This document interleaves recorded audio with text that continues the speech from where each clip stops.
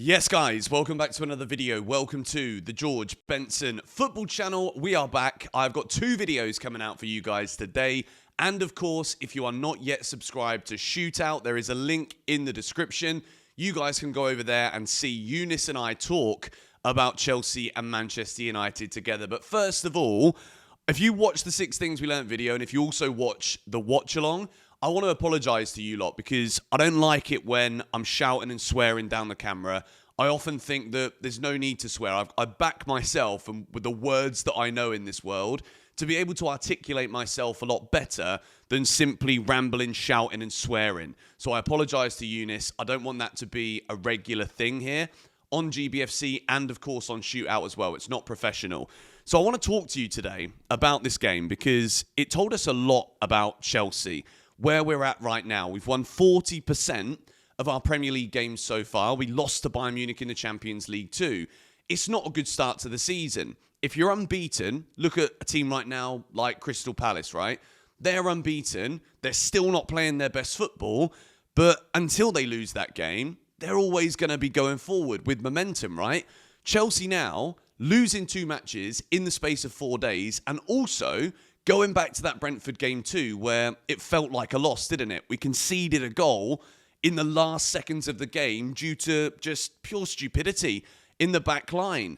As well as that, we've also got to address the refereeing decisions. And I'm going to do that again. And I will keep doing it every single week because it needs to be spoken about. The fact that, again, there has not been any pundits, nobody on the television was talking about the penalty that is a penalty, that should have been a penalty, but no one's even talking about it because that decision that went against Fulham at Stamford Bridge has put credit in the bank for decisions not going in Chelsea's favour. And once again, big moments, and there is nothing to be seen, not only in terms of the correct decision being given on the field, but then the storyline, the narrative that comes around it. This is why referees will be reluctant to give decisions to Chelsea because, well, we always heard about that Fulham goal that wasn't given as a goal. Chelsea are now suffering as a result of this for the second game in the Premier League in a row, and it ends up affecting us. Not to say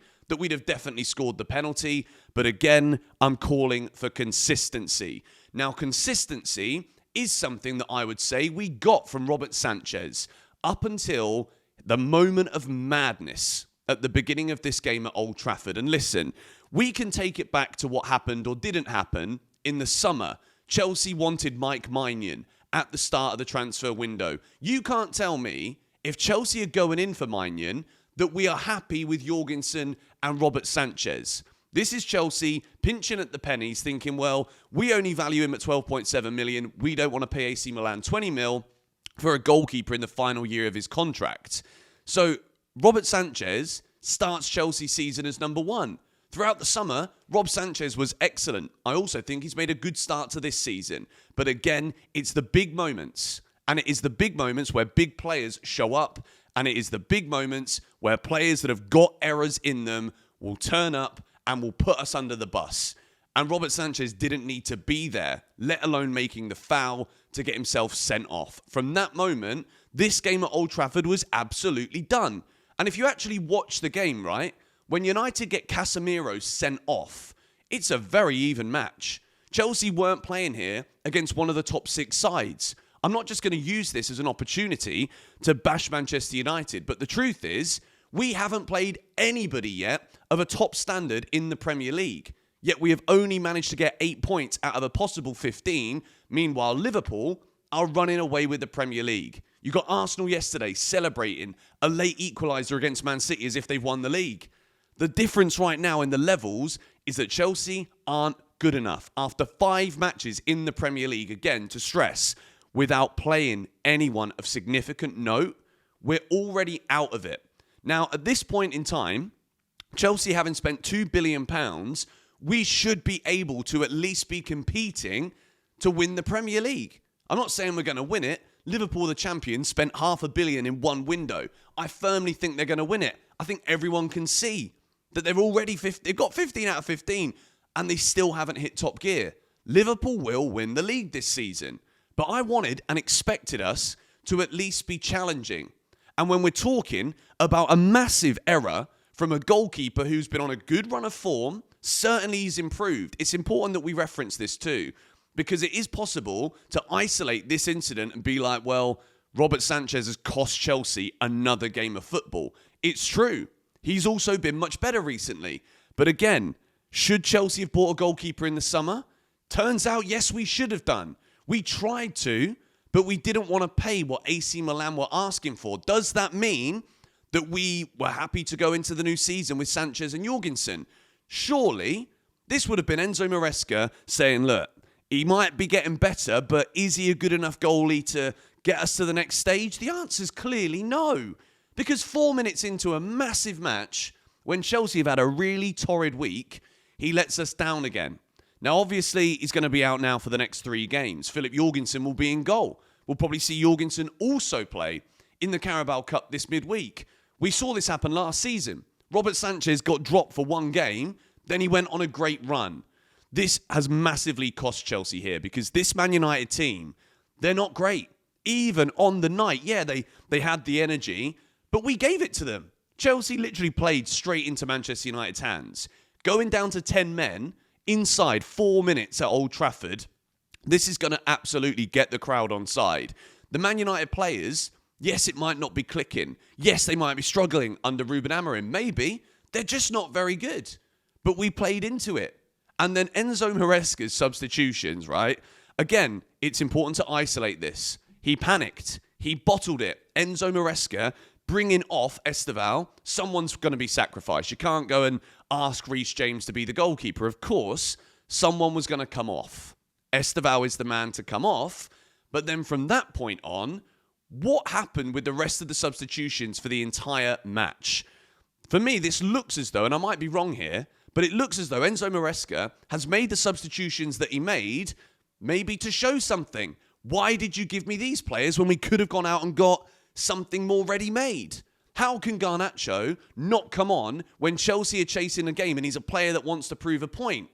Is it fitness? Is it the fact that he didn't want Garnacho to be out there on the pitch and get beaten at Old Trafford? They were still singing about Garnacho when he goes down the tunnel, when he's got his hood up in the rain under the lights at Old Trafford. He still heard that. The songs were still sang. Why are we protecting these young players and not letting them come on and make a difference? Tyreek George is a man who, let's be real, he made a big moment at the end of last season, scoring that equalising goal at Fulham. But if it wasn't for transfers falling through and Fulham changing their mind on deadline day, Tyreek George would have been gone in the summer. Yet Enzo Maresca is bringing him off the bench before some of our new big money signings that we actually spent double what Fulham were going to spend on Tyreek George for. Make this make sense. So many decisions were made in this game that I think were the wrong ones. And at the time, obviously I'd had a few drinks, so everything was a little bit heightened and emotional. But when I saw Cole Palmer coming off, I'm like, well, is he still injured? Cole Palmer, I think, isn't 100% fit. Even when he's scoring goals in Munich, I don't think he's 100% fit. And it goes to show just how reliant we are on Cole Palmer when he's not there on the pitch. Who is going to be able to make the difference? João Pedro, a player that's come in who's a very, very good footballer, great footballer. I love him. I love everything he's done so far at Chelsea. But is he actually an out-and-out number 9? I asked this question months ago, and it seems like maybe he's not. He's better in the 10. Maybe we're going to have to see when Liam Delap is back in the team, Cole Palmer off the right, and Pedro in the 10 with Liam Delap as an actual bully striker through the middle as a number 9. So far, I'm looking at this, and Chelsea have been unlucky. We have had injuries early on in this season that have changed the whole scope of what we can do out there on the field. Chelsea at West Ham were excellent because Liam Delap was occupying defenders, which freed up the space for João Pedro. Now, having spent all of this money, made all of those sales in the summer, within 5 games of the season, I'm sat here thinking, we don't have the depth in the squad. If you talk to any non-Chelsea fan about this, they'll laugh in your face. They'll turn around and be like, yeah, but you spent so much money. Look at the size of the squad because of all of those videos and photos of the Chelsea squad list at the start of last season. Soon as Chelsea sell those players, the Sky Sports change the graphic. No, they just keep going with the same narrative. So right now, as a Chelsea fan, it is beyond frustrating. It's beyond frustrating because the refereeing decisions on the pitch aren't favouring us, and they won't because of the narrative in the media. And they don't want to be under pressure. When they don't give that goal for Fulham, Everyone's talking about it. PGMOL come under scrutiny. So many question marks being asked. Are the referees good enough? No, we all know they're not. It's not just Chelsea. It happens every single game. I'm looking at things. I'm like, how can you lot keep making the wrong call, yet you've got mates of yours in the vans all looking at the same thing that we're seeing on the screen, and we're not even professionals. We're just here enjoying the football. These guys are paid to make the right decisions. How do they keep getting it wrong? Let alone the fact that we don't hear anything about the decisions that don't go in Chelsea's favour in the media. Swept under the rug, swept under the carpet. And I'm sick of it. Absolutely sick of it.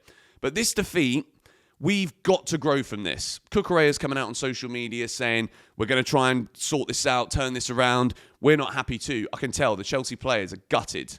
But again, this was a match where it's a huge game. We're giving Manchester United far too much respect. They weren't good.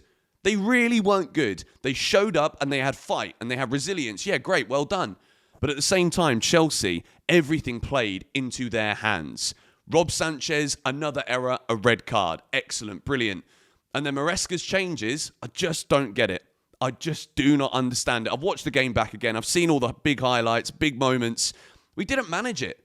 And defensively, well, obviously playing with 10 men always is going to make something difficult. But we've got to improve. And in the transfer market, I've got big questions about why we've bought certain players. And I'm not even going to address it individually, why we bought this guy, why we bought that guy right now. But I don't think Maresca can be happy with this squad. And I think, yes, we had the shackles put on us in July when we had the net 20 million thing. Chelsea couldn't go out there and buy the players that we wanted to. But surely, as a result of that, we should have prioritised and changed the landscape of the window.